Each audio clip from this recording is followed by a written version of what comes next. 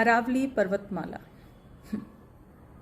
क्या है इसमें जो इतना हो हल्ला मचाया जा रहा है? इसको बचाने के लिए किया क्या है अरावली पर्वतमाला ने हमारे लिए?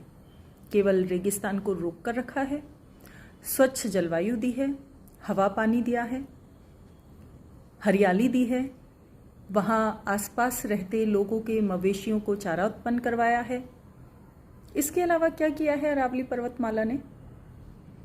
जलवायु संरक्षण में इतना बड़ा योगदान देना कौन सी बड़ी बात है? बहुत छोटी सी चीज़ है। तो फिर क्यों इतना हो हल्ला उसके लिए? सुप्रीम कोर्ट ने कहा है 100 मीटर से कम ऊंचाई वाली पर्वत श्रृंखला अरावली पर्वत श्रृंखला में नहीं आती है, तो मत आने दीजिए, क्या ही फर्क पड़ जाएगा। केवल उत्तर भारत उसका खनन होगा, लोगों को पैसा मिलेगा, तो बहुत अच्छी बात है ना, किसी के घर में पैसा आएगा।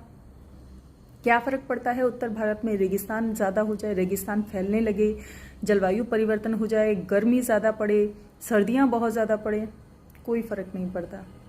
पैसा मिलते रहना चाहिए, खनन जारी रहना चाहिए, इंसान की जान की कीमत पर सही। देखिए, गरीब तो पैदा होता ही मरने के लिए है, तो उसकी क्या चिंता करना। अब सरकार जो नीतियां बनाती हैं उसके चक्रव्यूह में फंसकर अपनी ज़िंदगी बर्बाद करने के लिए कौन है? मध्यम वर्गीय पर।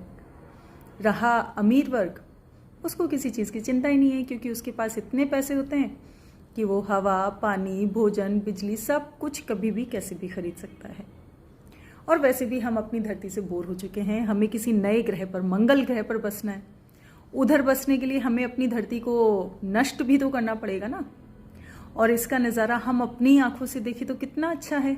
हम अपनी आंखों से अपनी धरती को नष्ट होते हुए देखें, जश्न मनाएं, नई साल का जश्न मनाएं, दिवाली का जश्न मनाएं, पटाखे फोड़ें, हिंसा मचाएं, लोगों का कत्लेआम करें। अच्छा है, अपनी आंखों से अपनी धरती को नष्ट होते हुए देखें। पहाड़ नष्ट कीजिए, नदियाँ नष्ट कीजिए, झीलें नष्ट कीजिए, गुड, जंगल नष्ट कर दीजिए, सब नष्ट कर दीजिए, मानव जाति अपने आप खत्म हो जाएगी। अच्छा है, आखिर विध्वंस ही तो नया निर्माण लाता है। Very good. तो मत हो हल्ला कीजिए अरावली पर्वतमाला के लिए, कुछ नहीं दिया उसने हमें। हमारी जलवायु तो बिना पर्वतों के, बिना नदियों के, जंगलों के, पेड़ों के हम बहुत अच्छे से सुरक्षित रह सकते हैं, जी सकते हैं, स्वच्छ हवा में, स्वच्छ भोजन में।